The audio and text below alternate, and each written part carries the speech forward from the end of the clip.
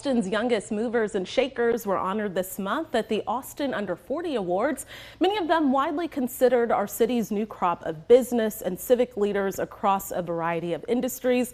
And we have the Austinite of the Year winner with us here. You just saw his picture right there, but he is here in the studio with us, Dr. Michael Hull. Thank you so much for just being here. Thanks for having me. And congratulations on your award. I looked through your resume and I said we would have to take the whole show if we went through your resume. So we appreciate what you're doing in the community. You're at UT, you're a professor at UT. You started the Impact Factory, and it's a fascinating idea that really helps vulnerable populations. Tell me about that. Yeah, so the motto at the University of Texas at Austin is what starts here changes the world. And so we're in that business of trying to empower students, faculty, staff, alumni, people from the community that have an idea to make the world better, get that idea to launch and hopefully scale.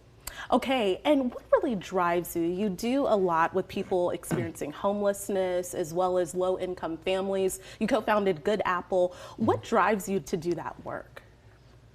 Well, I think one of the things I've learned over the course of my career is that promise and big dreams and potential are equally distributed in our city that we love, especially among young people.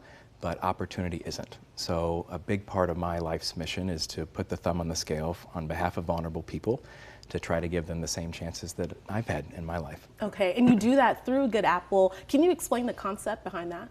Yeah, so Good Apple was one of the startups that came out of the Impact Factory. We realized somewhere in the mid-pandemic that people were facing food insecurity and it was getting worse. And so we partnered with local farmers to buy up some of their produce that wasn't getting sold. We put it into boxes and we sold it to customers like you and me. And then we used that profit margin to fund the same box delivered to people who were identified as food insecure in the community.